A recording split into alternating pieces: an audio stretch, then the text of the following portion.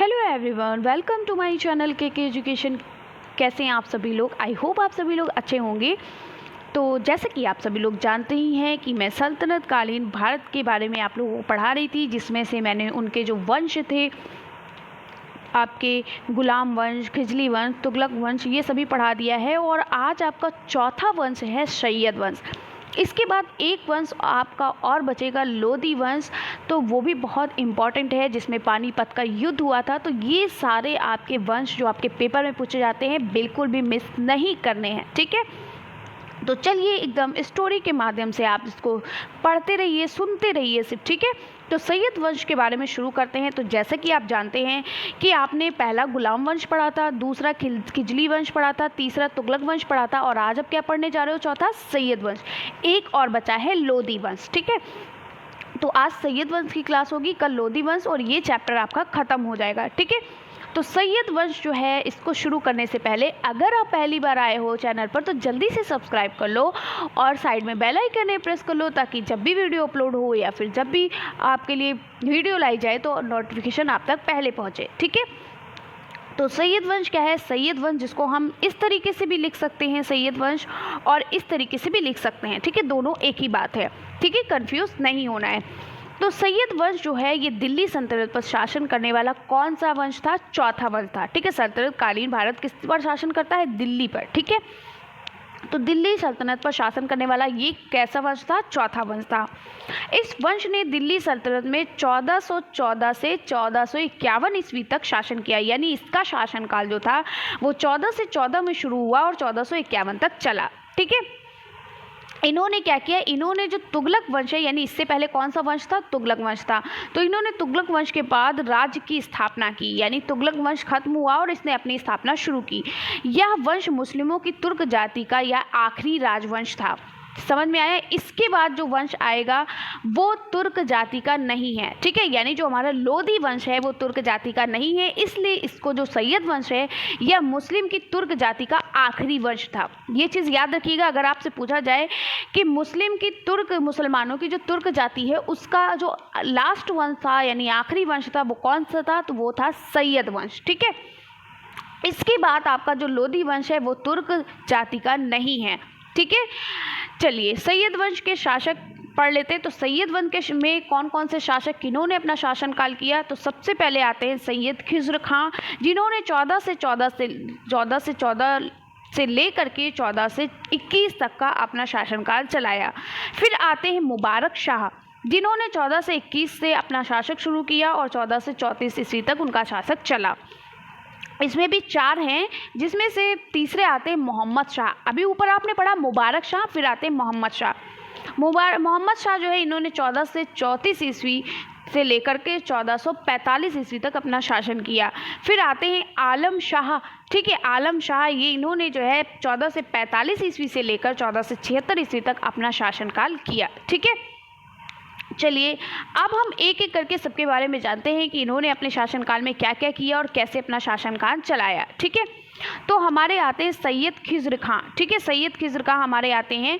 तो चलिए देखते हैं इन्होंने कैसे शासन किया अपना। तो आपको पता है 1414 ईस्वी से लेकर 1421 ईस्वी तक इन्होंने अपना शासनकाल किया।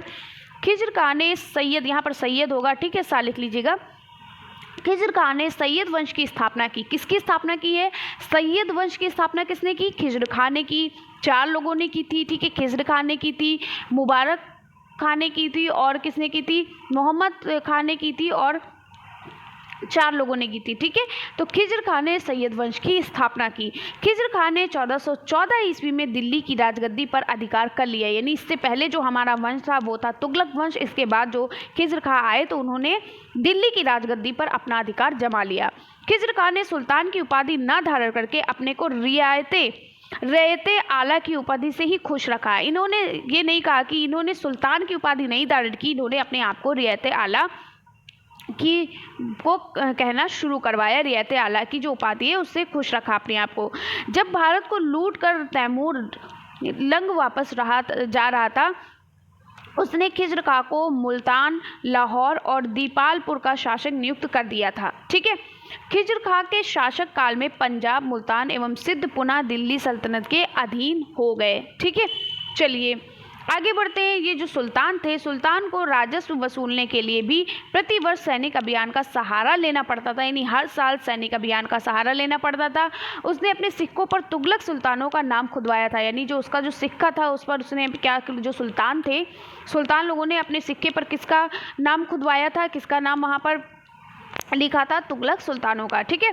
फरिश्ता ने खिज्र खां को एक न्याय प्रिय एवं उदार शासक बताया है। ठीक है। जो फरिश्ता है इन्होंने खिज्र खां को एक न्यायप्रिय और एक उदार शासक बताया है।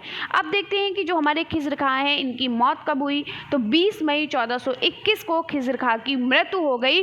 और फरिश्ता के अनुसार खिज्र खां की मृत्यु पर युवा वृद्ध दास और स्वतंत्र सभी ने काले वस्त्र पहनकर दुख प्रकट किया, यानी जितनी भी युवाएं थी, जितने भी वृद्ध दासी थे, सभी ने स्वतंत्र और सभी ने काले वस्त्र पहनकर उनके जो है मृत्यु पर दुख प्रकट किया। ठीक है। सभी लोग उनकी जो जब मृत्यु हुई तो जब वहाँ पर इकट्ठा हुए तो किस वस्त्र में इकट्ठा हुए, काले वस्त्र पहनकर इकट्ठा हुए। ठीक है। चलिए अब आगे हमारे बढ़ते हैं। तो दूसरा हमारे क्या आते हैं, खिज्र खां के बाद मुबारक शाह आते हैं। कौन आते हैं, मुबारक शाह आते हैं। ठीक है। तो इनका जो शासनकाल चला वो 1421 से लेकर 1434 ईस्वी तक चला। ठीक है। खिज्र खां की मृत्यु के बाद उनके उत्तराधिकारी के रूप में उनका पुत्र मुबारक शाह ने दिल्ली की सत्ता अपने हाथ में ली, यानी जो खिज्र खां थे उनका बेटा ही है मुबारक शाह, जिसने अपने पिता की मृत्यु के बाद क्या किया था, उस दिल्ली की सत्ता पर अपने हाथ में, उस दिल्ली की सत्ता को, दिल्ली की राजगद्दी को अपने हाथ में ले लिया।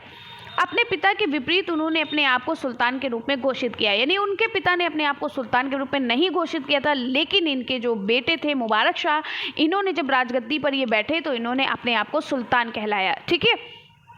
अब मुबारक शाह के कार्य क्या क्या थे, इन्होंने क्या काम किए, तो इसने यमुना नदी के किनारे 1434 ईस्वी में मुबारकबाद नामक नगर की स्थापना की, यानी यमुना नदी के किनारे एक नगर बसा हुआ था जिसको मुबारकबाद नाम दिया गया और मुबारकबाद नगर नाम से वो जाना गया। इन्होंने मुबारकबाद नगर नामक नगर की स्थापना की। दूसरा पॉइंट है, मुबारक शाह ने शाह की उपाधि ग्रहण कर अपने नाम के सिक्के जारी किए, यानी शाह नामक अपने सिक्के जारी किए उपाधि को ग्रहण करके। उसने अपने नाम से खुतबा यानी प्रशंसात्मक रचना करने वाला, जिसको हम बोलते हैं, खुतबा का मतलब होता है प्रशंसात्मक रचना करने वाला। ठीक है। एक प्रशंसा भरी रचना करने वाला उसने खुतबा पढ़वाया और इस प्रकार विदेशी स्वामित्व का अंत किया। फिर और क्या कार्य किए मुबारक शाह ने, मुबारक शाह के समय में पहली बार दिल्ली जो है उसमें सल्तनत में 2 महत्वपूर्ण हिंदू अमीरों का उल्लेखन मिलता है। ठीक है। उसने विद्वान याहिया बिन अहमद सरहिंदी को अपना राजाश्रय प्रदान किया। ठीक है। अपने राज्य में आश्रय प्रदान किया, किसका, याहिया बिन अहमद सरहिंदी का। ठीक है। उसके ग्रंथ तारीख़ मुबारक शाही से मुबारक शाह के शासनकाल के विषय में जानकारी मिलती है, यानी अगर मुबारक शाह के शासनकाल के विषय में अगर जानकारी लेनी है तो एक पुस्तक है, ग्रंथ है तारीख़ मुबारक शाही, वहाँ पर मुबारकबाद के शासनकाल की पूरी जानकारी मिलती है। ठीक है। तो ये सारी चीज़ें पूछी जाती हैं। ठीक है, कि तारीख़ मुबारक शाही क्या है, ये एक ग्रंथ है, इससे क्या होता है, इसे मुबारक का जो शासनकाल था उसके विषय में हमें जानकारी मिलती है। अगर पूछा जाए कि राज आश्रय प्रदान किया गया था वो किस विद्वान के द्वारा, तो याहिया बिन अहमद सरहिंदी के द्वारा। ठीक है। चलिए आगे बढ़ते हैं। इनकी मृत्यु कब हुई, इनकी मृत्यु जो है वो मुबारक शाह के वजीर सरवरुल मुल्क ने षड्यंत्र द्वारा 19 फरवरी 1434 ईस्वी को मुबारक शाह की हत्या कर दी, यानी एक षड्यंत्र रचा करके 19 फरवरी 1434 ईस्वी को मुबारक शाह की हत्या कर दी, उनको मार दिया। ठीक है। किसने, मुबारक शाह के जो वजीर थे सरवरुल मुल्क। ठीक है। मुबारक शाह के जो वजीर थे, ये जो यहाँ पर जो ये लगा होता है ना डैश, इसको एक साथ पढ़ते हैं, यानी को रा में छोटा उ लगा देते हैं। ठीक है। तो सरवरुल मुल्क, इस तरीके से सरवर उल मुल्क नहीं पढ़ते, सरवरुल मुल्क पढ़ते हैं। ठीक है। ये जो डैश लगा होता है उसके बाद उ होता है, इसको एक साथ पढ़ा जाता है। ठीक है। चलिए ये चीज़ आपको नहीं पता होगी इसलिए मैंने बता दिया। अब इसके बाद आते हैं मुबारक शाह के बाद आते हैं मोहम्मद शाह, क्योंकि मुबारक शाह की तो मृत्यु हो गई, उनके वजीर ने उनको क्या किया, षड्यंत्र रच करके उनको मार दिया। ठीक है।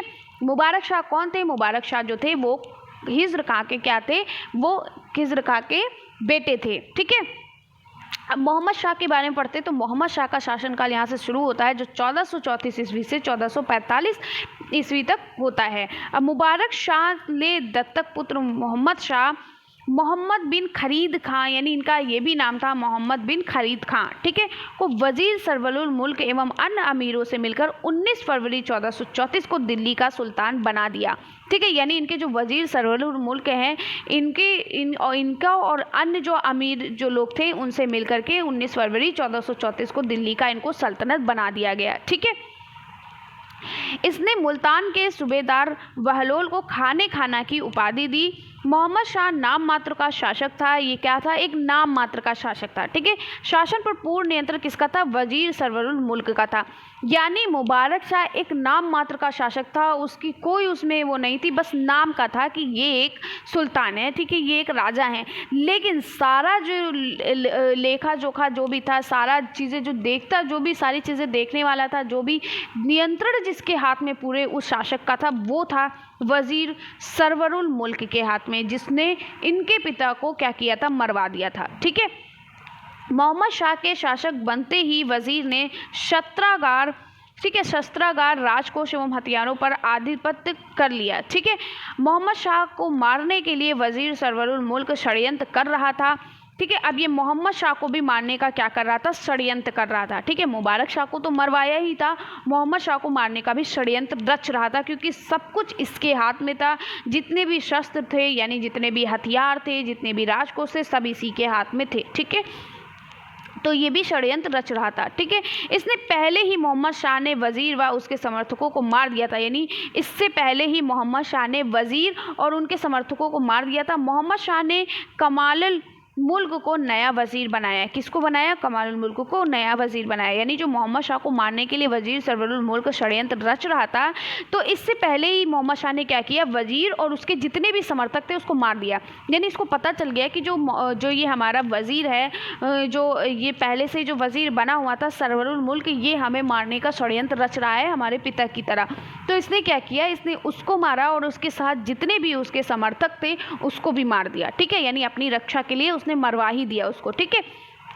और मोहम्मद शाह ने एक नया वजीर रख लिया जिसका नाम था कमालुल मुल्क, ठीक है। चलिए अब आगे बढ़ते हैं। 1440 ईस्वी में महमूद खिजली ने मोहम्मद शाह पर आक्रमण किया। महमूद खिजली के बारे में आपने सुना है। तो महमूद खिलजी जो थे, इन्होंने मोहम्मद शाह पर आक्रमण किया, लेकिन युद्ध के बाद दोनों में संधि हो गई। यानी युद्ध के बाद जब इन दोनों का युद्ध हुआ तो दोनों में मेल मिलाप हो गया, दोनों मिल गए एक दूसरे से। संधि मतलब मिलना, ठीक है, मेल मिलाप करना। बहलोल लोदी को मोहम्मद शाह ने अपने पुत्र की संज्ञा दी। यानी जो बहलोल लोदी है उसने मोहम्मद शाह को अपने पुत्र की संज्ञा दी, यानी अपने पुत्र को पुत्र के नाम से उसको पुकारा, ठीक है। संज्ञा मतलब नाम होता है, ठीक है। चलिए अब इनकी मृत्यु कैसे हुई, तो बहलोल लोदी ने 1443 ईस्वी में दिल्ली पर आक्रमण कर लिया और उसी दौरान उसकी मृत्यु हो गई। लेकिन कुछ विद्वान उसकी मृत्यु 1445 ईस्वी में मानते हैं, ठीक है। तो बहलोल लोदी जो थे, अब इनके बाद हम लोदी के वंश के बारे में पढ़ेंगे जिसमें बहलोल लोदी आते हैं। बहलोल लोदी ने जो है मोहम्मद शाह को अपने पुत्र की संज्ञा दी कि ये मेरा पुत्र के समान है, ठीक है, मेरा पुत्र है। फिर बहलोल लोदी ने क्या किया, ऐसा करने के बाद भी बहलोल लोदी ने 1443 ईस्वी में दिल्ली पर क्या किया, आक्रमण कर दिया, ठीक है।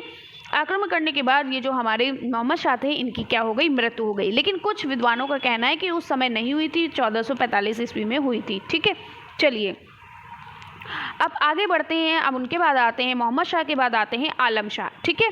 आलम शाह आते हैं तो आलम शाह के बारे में हम पढ़ते हैं कि आलम शाह का शासनकाल कब तक चला। तो आलम शाह जो है ये 1445 ईस्वी से 1446 ईस्वी तक इन्होंने अपना शासन किया। आलम शाह जिसको हम अलाउद्दीन शाह के नाम से भी जानते हैं, इनका दूसरा नाम अलाउद्दीन शाह है और मोहम्मद शाह का पुत्र था, ठीक है। ये आलम शाह क्या था, ये मोहम्मद शाह का पुत्र था। मोहम्मद शाह किसका पुत्र था, मुबारक शाह का पुत्र था, ठीक है। तो आलम शाह यानी जिसे हम अलाउद्दीन शाह के नाम से भी जानते हैं, ये मोहम्मद शाह का पुत्र था। 1445 ईस्वी में मोहम्मद शाह की मृत्यु के बाद सरदारों ने उसके पुत्र को अलाउद्दीन आलम शाह की उपाधि से इस विशिष्ट राज्य का शासक घोषित किया, ठीक है। यानी जब मोहम्मद शाह की मृत्यु हो गई तो मोहम्मद शाह की मृत्यु के बाद जो सरदार लोग थे उन्होंने उनके पुत्र अलाउद्दीन आलम शाह को उनकी अलाउद्दीन आलम शाह की उपाधि से उनको विशिष्ट राज यानी पूरा विशिष्ट राज का शासक घोषित किया। इसमें अब केवल दिल्ली शहर और अगल बगल के गांव बच गए थे, ठीक है, यानी दिल्ली शहर और अगल बगल के जो गांव थे वही से बचे हुए थे। आलम शाह बहुत कमज़ोर और अयोग्य था, यानी वो बहुत पढ़ा लिखा नहीं था, अयोग्य था यानी योग्य नहीं था उस शासनकाल के, वो इतनी जानकार नहीं था, बहुत कमज़ोर भी था, क्योंकि उसके पास सिर्फ दिल्ली शहर और कुछ ही उसके अगल बगल के जो गाँव थे वही बचे थे आक्रमण की वजह से। फिर उसने 1451 ईस्वी में दिल्ली का राज सिंहासन बहलोल लोदी को दे दिया, यानी उसको ये लगा कि सारी चीज़ें बहुत ज़्यादा कमज़ोर है हमारा शासन और मैं भी इसके योग्य नहीं हूँ क्योंकि वो अयोग्य था, तो उसने अपना क्या किया, अपना दिल्ली का जितना भी राज सिंहासन है वो बहलोल लोदी को दे दिया, ठीक है। इसके बाद लोदी वंश आता है तो इसलिए उसने बहलोल लोदी को दे दिया तथा निंदनीय ढंग से 1447 ईस्वी में दिल्ली छोड़कर अपने प्रिय स्थान बदायूं चला गया, ठीक है। तो इस तरीके से अलाउद्दीन शाह का ज़्यादा शासनकाल नहीं चला। अब इनकी मृत्यु कब हुई, तो 1476 ईस्वी में अलाउद्दीन शाह यानी जिसे हम आलम शाह के नाम से जानते हैं उसकी मृत्यु हो गई। तो इस तरीके से हमारा क्या है, सैयद वंश चला, और सैयद वंश बहुत ज़्यादा दिनों तक नहीं चला, ठीक है। तो इस तरीके से सैयद वंश चला। तो कैसी लगी वीडियो कमेंट्स बॉक्स में ज़रूर बताइएगा। आई होप आपको सारी चीज़ें अच्छे से समझ में आ गई होंगी।